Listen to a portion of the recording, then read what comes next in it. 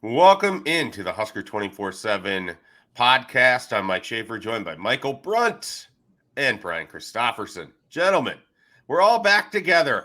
First time since April. What a wonderful occasion. Let's just bask in this togetherness. We're virtually holding hands right now, and it's singing Kumbaya. It's warm and slightly uncomfortable, but that's okay. That's okay. I just have sweaty palms. I'm a little nervous. Yeah. I'm not nervous. They just sweat. It's natural moisturizer. Yeah. Can we stop holding hands now? Yeah. Yeah. You put them down. You just need to put a little pine tar on there, Schaefer. That'll take care of your sweatiness. Bruntz, I got to tell you, after someone called BC Fred Durst, it seems like he doesn't want to wear his hat anymore on the podcast. Got it in his head? I think they got in his head a little bit. Yeah. No, I'll come back to it. I feel like you're allowed to wear the new era hats backwards, even if you're in your 40s. I think because the baseball logo is such a great. It's just like what you want to show off of the hat, you know. It's a Griffey. I mean, that's yeah. No, that's he was a little cool. He was a little cooler about it, perhaps. Than Durst, really? Well, and me, yes. Oh, okay. Limp Bizkit and Kid Rock had the two songs when I was moving into the dorms at Schramm that just like took over though. Limp Bizkit's Nookie, and what was Kid Rock's Bod with a Bod, or however you say it. You know the song? I just assume Cowboy. That's the one I always think of with Kid Rock. But no, I know what you mean. Yeah. Blasting in Schramm 10 when I moved in. People were just hanging out their windows of their dorm room, just playing their, 8 tracks when you were there? All right. We had some banging speakers. Phonograph. They had the big, big records, the big speaker thing. Yeah. Glenn Miller Orchestra was popping. Yeah. After they got tired of the Glenn Miller, they put on the Limp Bizkit. That's how they did it in Schramm. Is that what's going to happen for the Nebraska band when they get tired of playing songs from the 40s? We're going to get Limp Bizkit? With the occasional Beach Boy medley. Okay. All right. Glad we can work that in. All right. We got the banter out of the way early. We saved the banter to the end of the podcast last time, too. I don't know. We never know where the people want the banter. Maybe we'll throw it in the middle next time. But we have plenty to get to today. Big recruiting month, as people know, with the month of June and just sort of how the calendar falls for Nebraska and what they're trying to do in recruiting. Picked up a commitment this weekend. Not a particularly surprising one in Pierce Moberry, the Millard North. I'm going to say defensive athlete, even though it seems more likely to be linebacker than any other position. But let's just say defensive athlete. Pierce Moberry. He's got a unique body, 6'4". What are we? BC, I think you talked to him last. What do you know what he weighed? Did you ask him this? I didn't get his latest. I didn't get his latest trip to the scale on that one. I went with 6'4", 200. I think was what it said. Yeah, and I think that's the general range that he's in. But he's sort of he's just one of those guys that I think is going to be kind of fascinating how Tony White chooses to use him, and he's got a similar body type to, if you remember, Gage Stenger, the Millard South quarterback, defensive athlete, still on Nebraska's roster. Hasn't quite emerged in on defense yet. Has played special teams. I'm fascinated where Pierce Moberry fits in the grand scheme of things. Bruntz, you've seen. You watched Millard North play last year. You've seen Pierce Moberry on the field. What were your general impressions on this addition for the Huskers? Yeah, he's got a fascinating body type because you just see him on the field and he is rangy. I don't think you can really you read it and you're like, okay, maybe rangy. What does that mean? And then you see him, he's got just incredibly long arms. You see a frame that I would assume that Nebraska's strength and conditioning staff has to feel like, okay, we can put some really good weight on this frame and kind of make him into, whatever they kind of need him to be. I mean, I know he was getting some looks even as a possible tight end from some programs during the recruiting process. Millard North was using him kind of as a safety rover. I mean, I think that's probably more what the future holds for him is more of kind of, just depending on how much weight they want to put on him, kind of that rover, hybrid type defender. But, his dad, I think, was a defensive end at Nebraska. He's got the length where you're kind of like, okay, maybe at some point he fits as a jack. I mean, to me, it felt like one of those commitments that you take as like, you're a defensive athlete, like you said, Schaefer, and then kind of let your imagination or, the ability that he shows when he gets on campus kind of guide where he ultimately ends up. So those are kind of my impressions of, seeing him in person. It was like, he can run well. He was a pretty sure tackler, which I thought was pretty noteworthy there as well. And was kind of the guy on the back of that defense for Millard North that was kind of direct traffic and getting everything where it was supposed to be. So, I think when Nebraska offered, like you said, it was just kind of a matter of time. But, I mean, there were a lot of Big Ten programs, some SEC programs that were sniffing around over the last few months. So I think that was a good commitment to kind of lock up and as you kind of continue through June. I don't think that their games are necessarily similar, but I remember just like thinking the same way watching Pierce Moberry's highlights at the same time that I think I saw in another Millard North guy and Sean Fisher, just like how long he just sort of looked and just how different relative to his peers he would look on the football field. Now Fisher stood out because he also played running back for them, and it's just like this kind of gangly guy just running by people.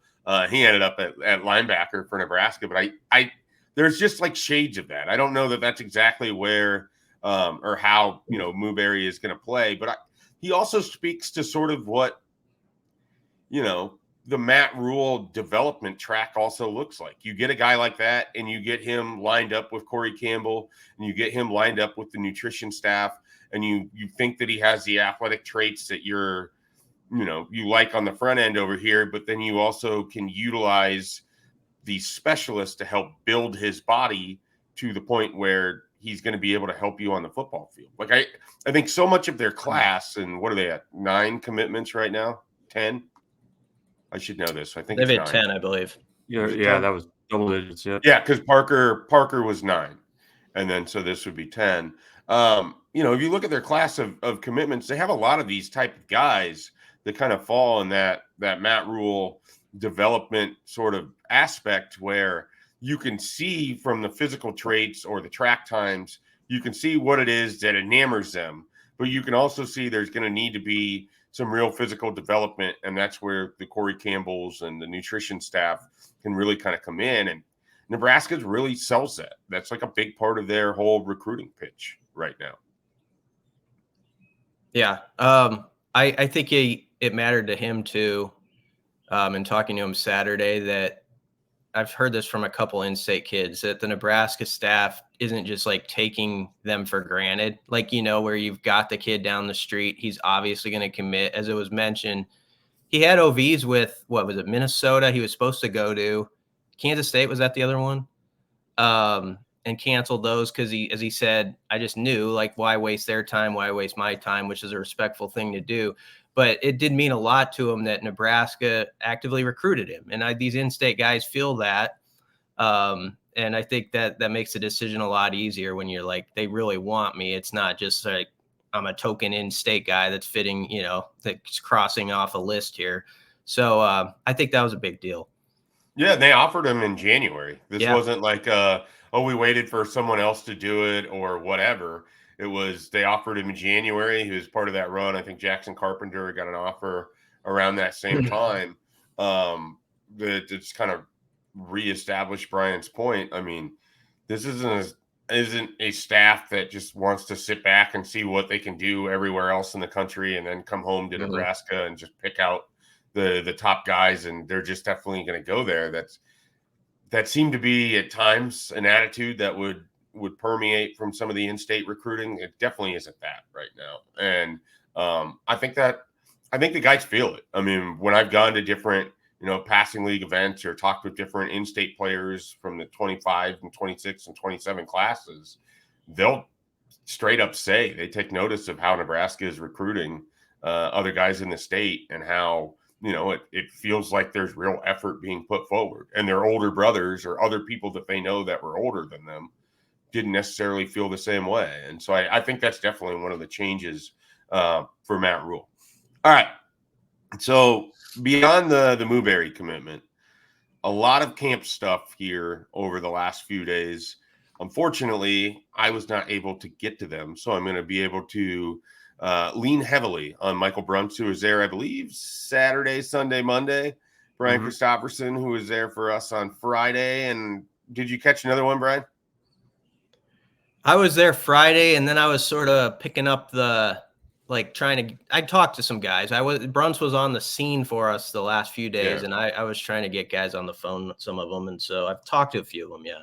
Yeah. And then I stopped by on Monday as well, but the big ones really Friday, Saturday, Sunday. Let's dive into some of this. Nebraska made several offers.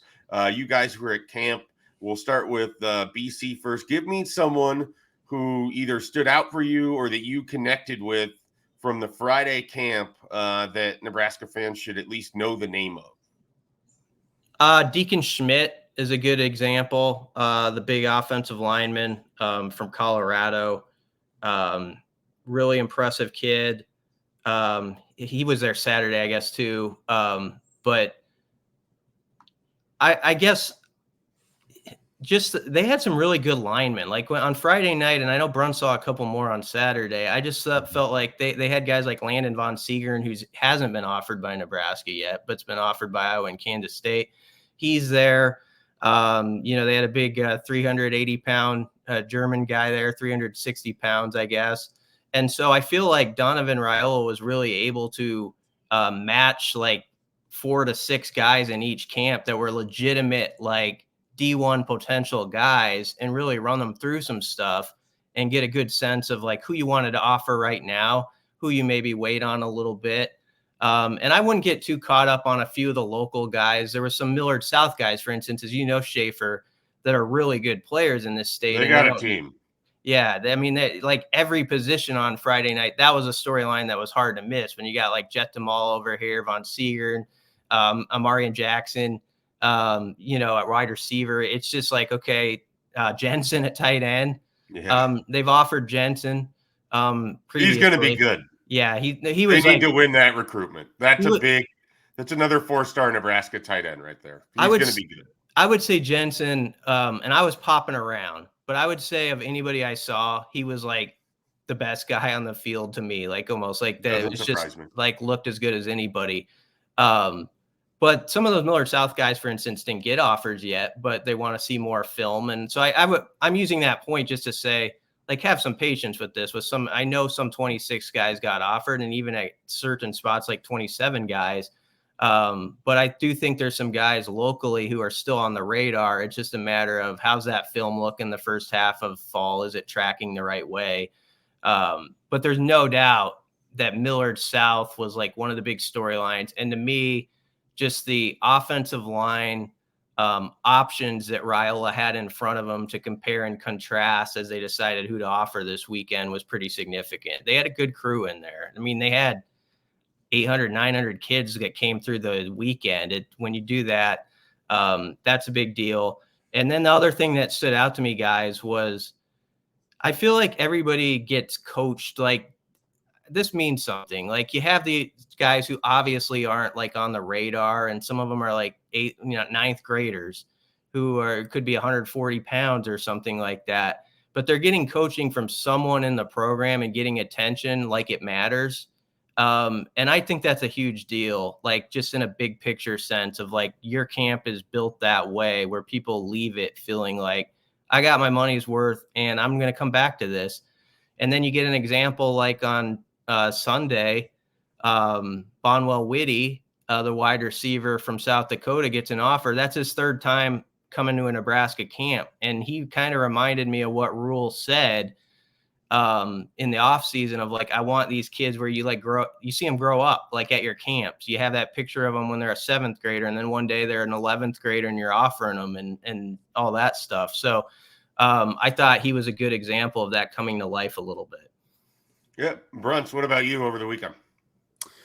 Yeah, I thought BC, I think, hit on a lot of the, important points. I mean, I think the overall, I think the offensive line group was pretty impressive. To pile on kind of you had Mason Bandhauer, who already had an offer in the 26 class, coming in to work out. I thought Deacon Schmidt was probably the best offensive lineman I saw through the weekend. Just really good feet, in pass protection was really good. And I mean, you guys know how the one-on-ones are kind of tough to win as an offensive lineman in some of those situations. So he was kind of a no-brainer offer based on how he performed. And, I think sometimes it's hard to, in the way camps are nowadays, to get quarterbacks to come in and throw. And Nebraska's, for as much teaching as gets done, I mean, you're talking about like a camp where you're doing a lot of throwing, you're doing a lot of working out. And, I've heard from, quarterbacks that, you basically have to have your schedule because you're doing 7-on-7 at home, you're working out, you probably have a private quarterback coach. There's not much wiggle room and things like that. But I think Nebraska did a pretty nice job of getting guys in to throw. They offered Jamison Purcell in the 27 class as a quarterback. Asa Mina, 28, from Bishop Gorman, got offered after he threw at Nebraska. That group impressed, I thought. And, I mean, I know we joke about it, but I think it kind of bears watching how there's just been this uptick in, like, prospects who are 6'4", 230 to 245 pounds that can run. Like, it's been just interesting over the years to watch more and more of those types of tight end prospects come in and work out. And they kind of grow on trees in the state. I think Nebraska did a nice job of bringing in guys who kind of fit that profile and, are going to be guys in the 26 and 27 class. They offered Cooper Terwilliger out of Pierre, South Dakota, same high school as Jason Machachok. He's going to be, and already is as a 27, a national type tight end recruit already. And Nebraska's had him on campus a couple times. And then one other kind of local guy, I think, just to kind of keep an eye on, keep it in the back pocket. At Millard West, offensive tackle Matt Erickson. He's in the 27 class. He's listed at 6'7", 260. He's a thrower in shot and discus. He doesn't have an offer, but Nebraska is aware of him. They've had him down a couple times for camps. He was another guy that passed the eye test already as a 27 recruit. So those are a few things. And then, I mean, you had the post-grad camp yesterday, and you never know what you're going to get at that camp. There's a wide range. But I think Nebraska still sees value in maybe trying to find the next James Williams every year if they can do it. Yeah, well, that post-grad camp led to one of the – I always think of, like, there's certain stories that when they pop up, it just seems like it's a perfect Brian Christopherson human interest piece. And that happened again on Monday as the NAIA Player of the Year is working out at Nebraska. And just happens to be, growing up as a Husker fan and then ends up playing football. NAIA decides on a whim to go work out. Brian, tell us the latest in your conversation about maybe a potential quarterback option for Nebraska. We'll see. Yeah, he could be. Jalen Gramstad, coming out of Northwestern. He led him to the national title game last year. He threw for more than 3,600 yards and 35 touchdowns. Obviously Northwestern Iowa. Northwestern Iowa in Orange. Let's see. Is it Orange City? Famous alums are Jack Mitchell and I believe Jordan Spieth's caddy based on tweets. Oh, really? Spieth's in contention. I saw Jack. They had a famous, back and forth about Michigan and Nebraska that he tweets about that I think was more one-sided than he really ever was. Okay. I saw Jack Mitchell quote tweet my story and say, I want this to happen so bad. And now it makes sense. I thought it was because of the grandpa angle where he talked to, no, No, it's a cool story. I don't know what's going to happen. They had a few quarterbacks working out, and including what the QB from Dodge City, right? Bruntz. Yeah, Bryce Conover. Yeah, there's 3 of them, I think. Yeah. So, I mean, you got to make your decision based off what's right for your roster. But it was a cool story in the sense that this is a guy who, he's had success at NAIA, which obviously it's a few rungs down the ladder. But he was talking with his grandpa recently, and it was just one of those heart-to-heart conversations about, take a risk, put yourself out there. Like, you kind of want to scratch that itch and see what you could do, and throwing it in front of Husker coaches, what the response would be. Make the trip down there. And he did.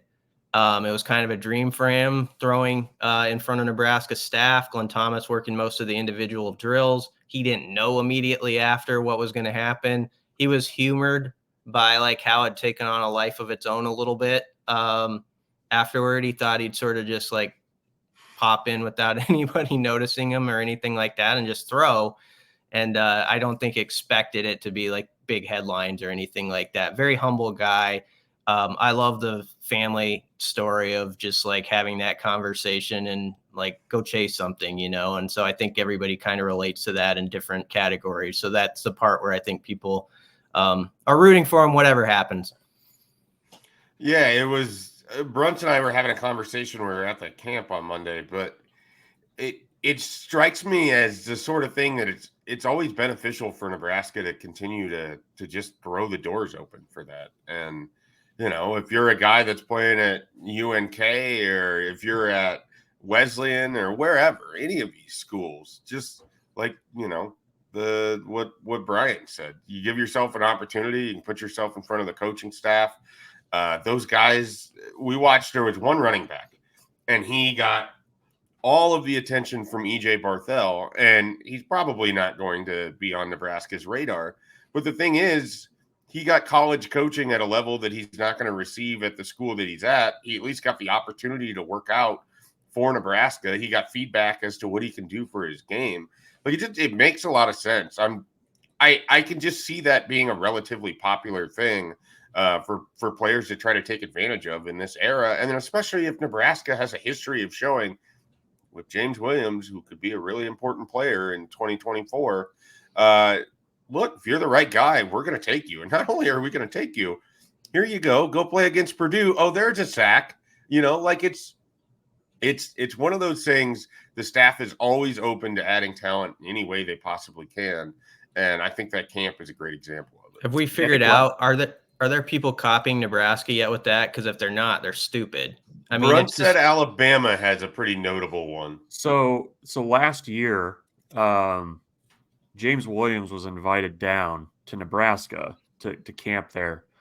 Alabama had also reached out to him about coming to one of theirs. I mean, I think it's starting to pick up a little bit, and I think what Nebraska does this too. Actually, they officially advertise their camp. Every camp, it's 9th to post grad. So there were a few guys I think that were post grads that were snuck in on Saturday or something like that, and worked out. But no, I think there's value. I mean, beyond James Williams, I mean, Luke Longvall, the quarterback, he threw at that camp last year and ended up walking on at Nebraska. There were a couple guys that snuck on to the roster towards the end of fall camp who were also at that camp last year too. So I don't know. I mean, there's a kid there yesterday named Mitchell Hupp from Stanton who played football at Stanton. He won the 100 and 200 in Class C as a senior. Obviously, has good speed. Can run a bit, and they basically said, just come on down, work out, and see what happens. I think that it's kind of like it allows you to kind of re-recruit that senior class in some ways to see if there's anybody that you might have missed. So, you invite them down. Yesterday's camp was a little bit smaller than what they'd had the first time around, but if you kind of invite guys in, and that's what happened with Hupp, I mean, it allows you to get a closer look at guys. And who knows? I mean, maybe if you run that camp and you find a James Williams, it's completely worth it. It's completely worth it to me, right? Like, oh Yep. yeah, It's worth the whole day. Yeah, I mean, you get one James Williams. I think one James Williams is worth your whole camp setup, to be honest. Yeah, because it's not like it.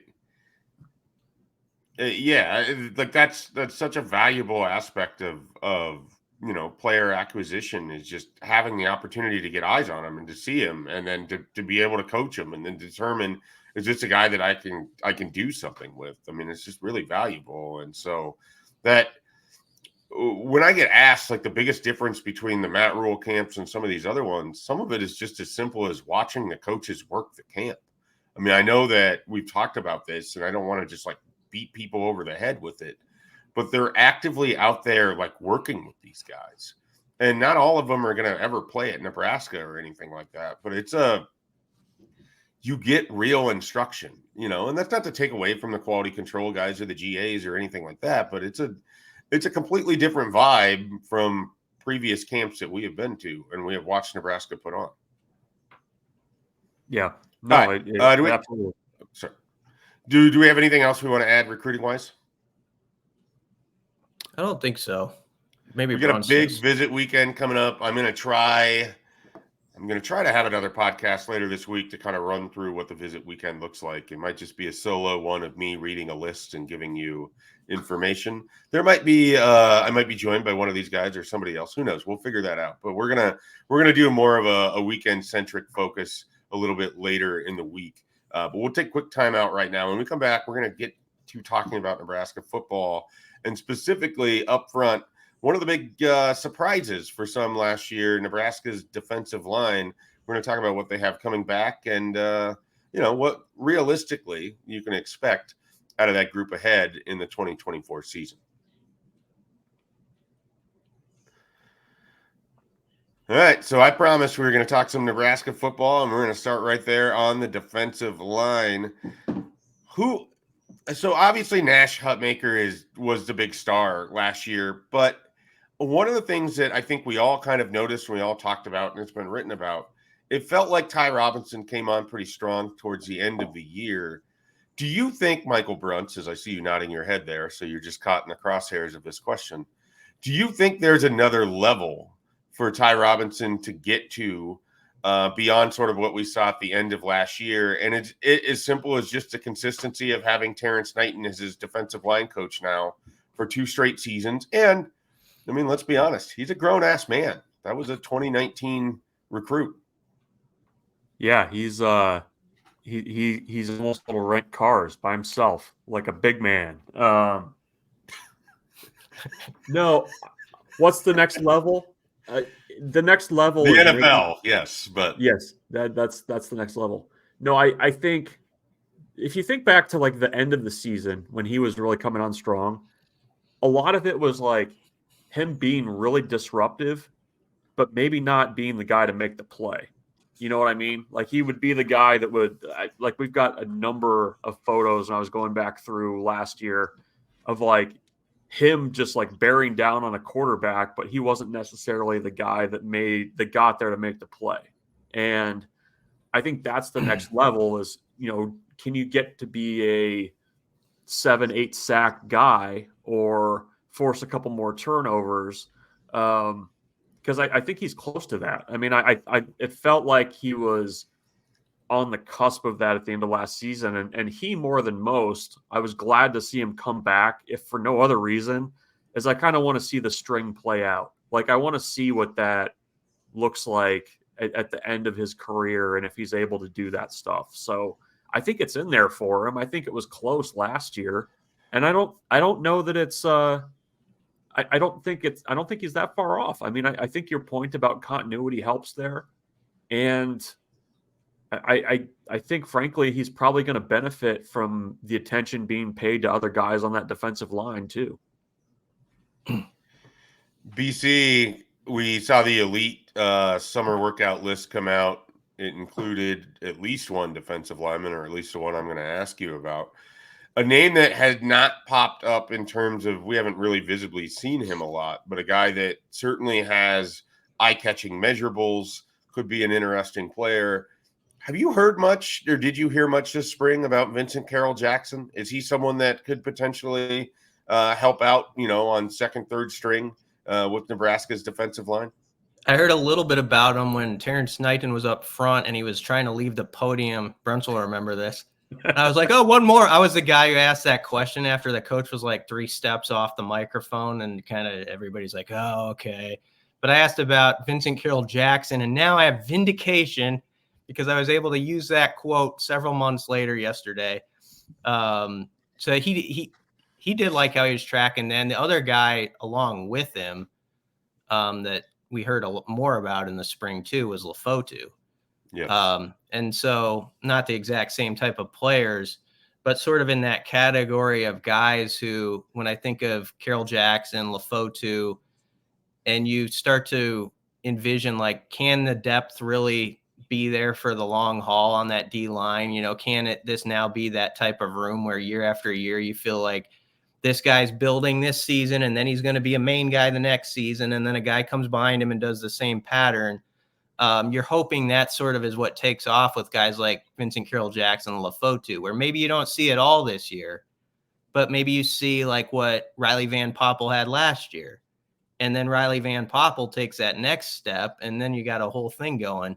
So that was really encouraging to see his name on there, though. I didn't expect it, and it's just a week 1 list about guys who are getting after it, so we don't want to go overboard. But that's good for him, and it has to build his confidence a little bit. And Lefotu was a guy, though, in the spring I took note of. He kept kind of popping up in conversations.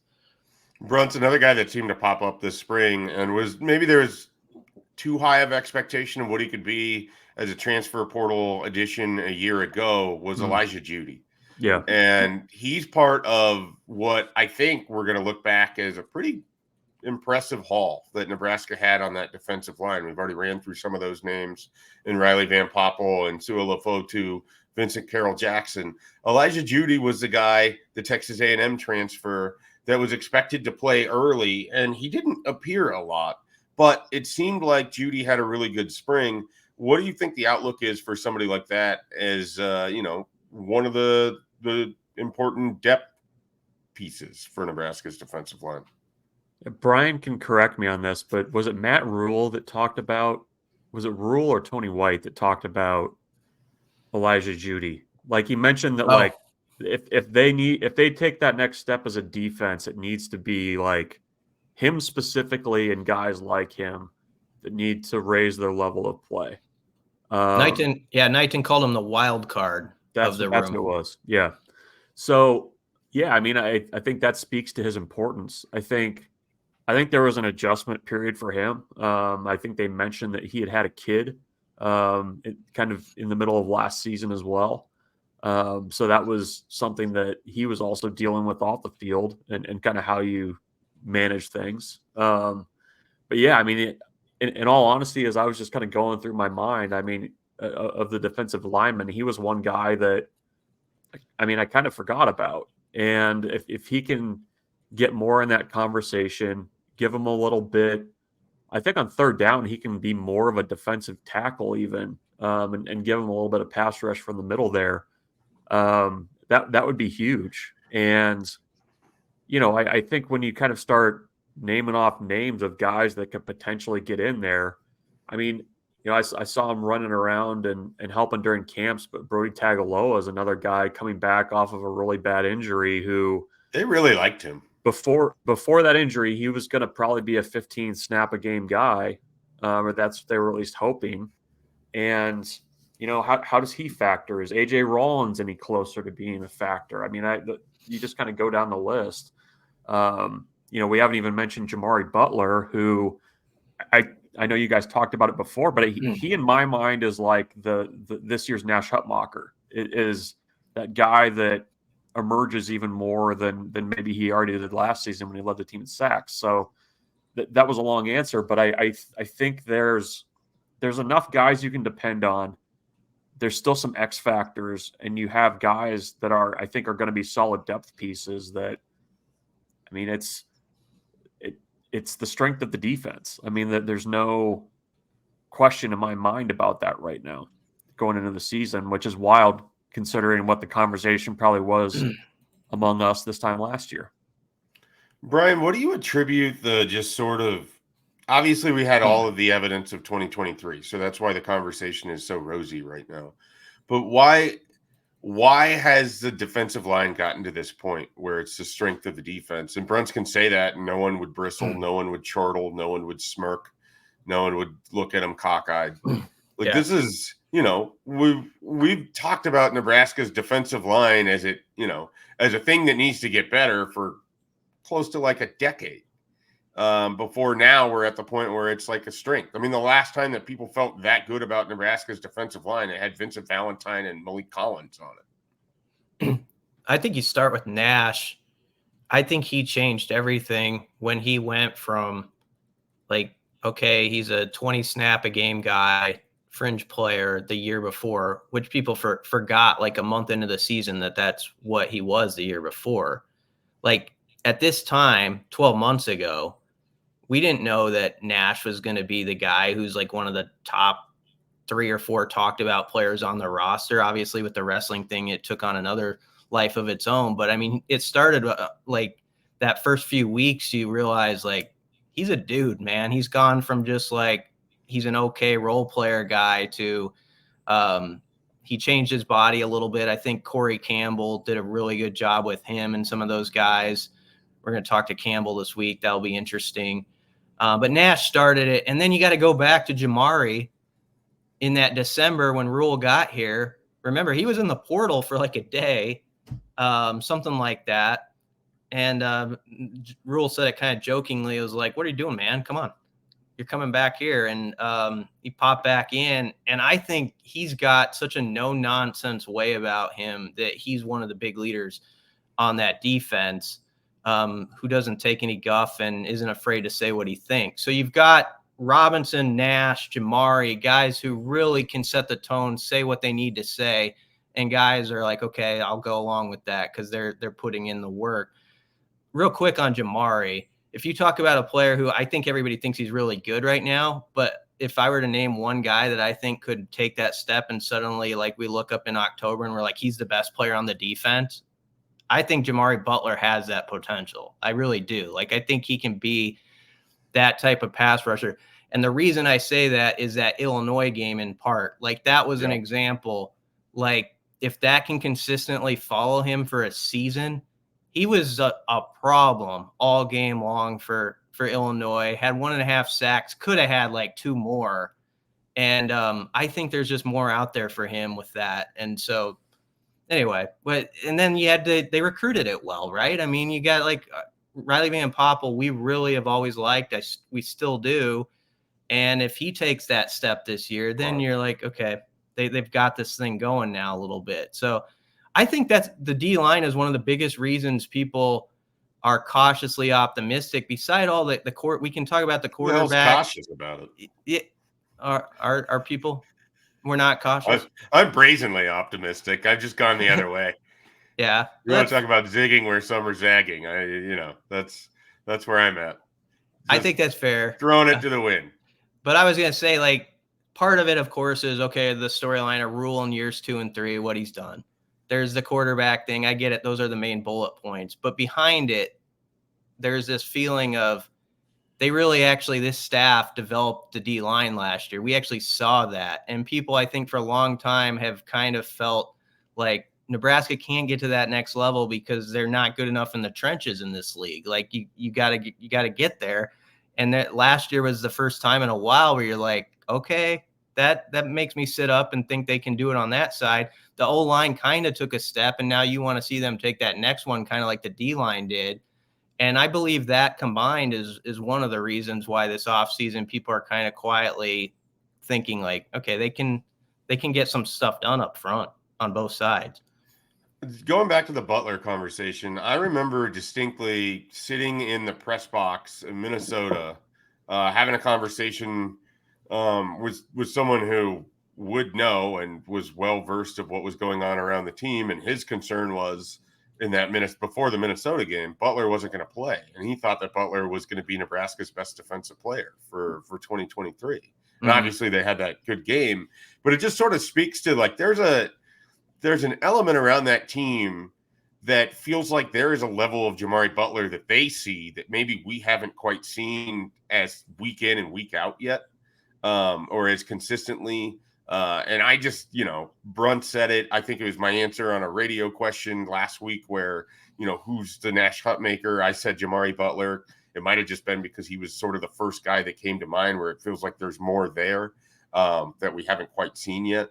But yeah, there's a lot of intrigue surrounding what he can be. And that leads me to kind of a point that I'm maybe ham-fistedly going to make. But one of the reasons that I think the defensive line is good is that they have a lot of guys who have had time to develop. Like it hasn't been, Nash Hutmaker is a 2020 recruit. Ty Robinson's a 2019 recruit. I think Jamari Butler's a 2019 recruit.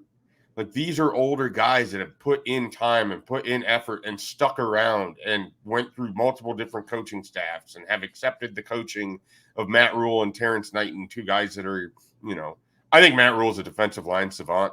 I think if you look at everywhere he's ever been, the defensive line has always been really good. And I think that's just going to be true. But, we go back to why it wasn't necessarily working and also why I don't look for Nebraska to ever really, they did it when they first got here because you needed some bodies.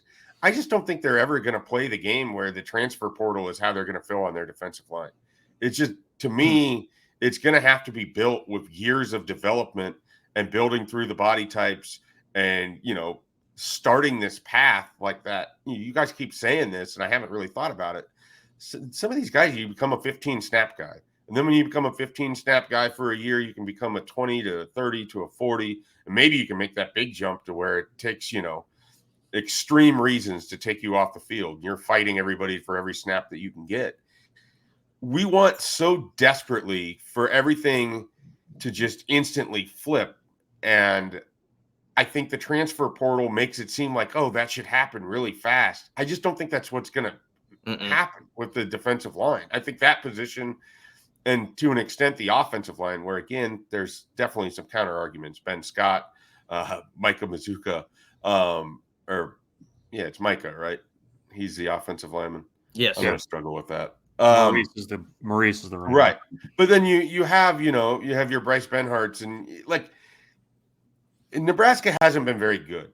And we focus so much on, these guys aren't good enough by the time they're sophomores, et cetera. They're not good enough as sophomore redshirts or busts. They're not good. It takes time. And we're seeing it with that defensive line. And we're seeing it with those three guys especially. And I think that's a valuable thing. And I think that's a big part of, now that they have that, you can backfill in it with your Sua Lefotus and your Riley Van Poppels and your Vincent Carroll Jacksons and hopefully your A.J. Rollins and your James Williamses and all of Elisha Judy, all of these guys. And if you can build that way, but that kind of seems like that's what it has to be for Nebraska to be successful. And that it's been so much of just like try to plug and play different pieces and, Stephon Wynn and O'Shawn Mathis and all of these different guys. And it just hasn't worked. And I think it's because it hasn't been built the right way. And I think this is the direction it has to go. Sorry, that was a long rant, but it was all right there. You're right. And those positions more than the defensive line and offensive line more than any, like I think it has to be internal. Yeah. Well, I think it's safe. I think it's safe to say that at Nebraska, more likely than not, you're not going to be getting guys that are like immediate plug and play guys at those spots. Like you're just not. I mean, maybe things go off, you get a few of those guys, but more likely than not, you're going to have developmental guys that there's something that they have to do to they got to take care of something before they get on the field. Like Sua Lefotu is an example. He showed up, needed to get his weight right, had to drop some weight. That takes time. I mean, that's a year-long process to do that. I think Elijah Judy is probably in a similar boat where it wasn't, even though he was in the portal, he hadn't played much at A&M. He's going to be a guy that, was going to take time. Nash Hutmaker's the same way. I mean, he showed up, developmental kid from South Dakota with a freaky spot. Like was going to take some time to get used to the speed and level of play. That takes time. I mean, to kind of dovetail off your point, that's the value of continuity. I mean, when you have Terrence Knighton for 2 consecutive seasons, that helps. When you have Donovan Raiola coaching for 3 years with the same guys, that helps. I mean, if you think about even, earlier in the Big Ten era when Nebraska's had the most success up front, it's been whenever they've had consistency at the defensive line spot, where it was kind of a revolving door for a number of years. So I think I don't know that we're talking enough about that, in terms of kind of what year 2 holds, that they were able to keep this group together and to keep it moving forward. Well, and to just further add to what you just said there, how valuable is it that a guy like Su'a-Lafotu or Riley Van Poppel didn't just peace out in the spring or because, someone's in their ear, because Sure. everyone is, capable of tampering. Someone's in their ear saying, hey, you can come play for it. You can get way more snaps here. You can come play at Syracuse, or I don't know why I picked Syracuse. You can come play at, whatever school. I have no idea why I picked Syracuse. Do not read into that. Apologize to the coaching staff at Syracuse. But for them to be able to keep those guys is huge, because when Nash Hutmaker and Ty Robinson and Jamari Butler and whomever leave, they're the next ones up. And they've invested the sweat and the time and the effort to be in that position, that Nebraska benefits from that. And then if you're Nebraska and you have the next crop behind him, whoever those guys are, and you can point at him and be like, all right, well, he was in your spot a year ago, but look where he is now. It's so much easier to sell that when you have that natural progression, instead of like, oh man, it could be anything. You could be our starter. Who knows what's going to happen? I just, nobody buys that stuff. And so I think if you can point to realistic results and actual tangible movement amongst your players and progression, it is going to help this program so much going forward. Yeah, that's why I like Van Poppel's big this year. Like, he's an example to everybody else. Like, you mentioned the 15 snap guy. It's like there's levels. There's like the 6 to 8 snap guy, maybe. And that's a valuable role. So I got to play in 2 games guy. Yeah. And then there's the guy Bruntz was talking about. Maybe he's not quite there yet. It's the year of developing your body. And then you're an 8 to 10 snap guy. And then you're a 20 snap guy. And so, yeah, you've got to have that pattern of, like, you've got an example for each case, basically, of how he's done it. And I always use this. It's just an extreme example, but it's the name everybody knows. I always think of, like, that position in Ndamukong Suh, who was a 2005 recruit. And thank goodness we didn't have, like, everybody just leaving everywhere at that point, because we would have never seen what we saw. He was a guy who left, though, right? Like, that was a big story. He almost left when Bill Callahan was fired. Yeah, but I mean, the fact that he, like, 2007, of course, was a train wreck, but nobody was talking about, like, he had okay stats if you look at it, but it was nothing like people were really talking about till the end of, like, 2008. And my point being, it took even the greatest D lineman we've seen here, with Rich Glover in the conversation too. It took him to, like, the 3rd or 4th year till it was really like people are chanting his name and stuff like that near the end of 2008. That took time. So, I mean, that's the extreme example, but it just shows, like, how it's such a process, even for the best that have played here sometimes. Yeah, no doubt about it. Anything else we want to talk about with the defensive line or the football team as a whole? No. I mean, Ethan Nation left since the last time we talked. What's your 1 to 10 level of concern about what that means? A 3. It's a developable asset at a position where you probably don't have a lot of answers, but you do have bodies, if that makes sense. So yeah, I mean, he was always interesting, but I always worried just how his body type would transfer to playing corner in the Big Ten, because it's hard to be that size and to be on that island, and you not the fastest receivers ever, but big physical guys, and you don't want to give up the edge on the run game and all of that type of stuff. He was always really interesting, but I don't know that I was ever fully committed that he was going to be a big time player for Nebraska.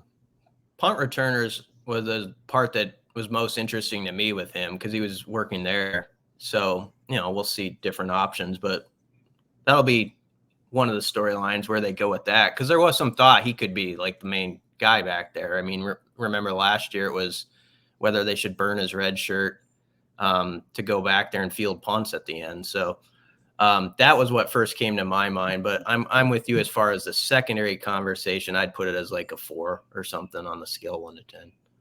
Feels like they've got options at punt returner though too.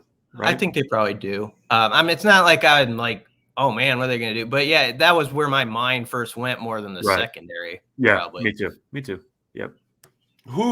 So now that we've mentioned punt returner multiple times and my brain is just fogged over, who are we talking about as some of these potential options? Because, they've talked about how they want to make the return game part of what they do. They want to return the football. Kick return probably more realistic than punt return, just with how punts have been handled in college football lately. But who are some of those punt return options? Is Ja'Cory Barney an option?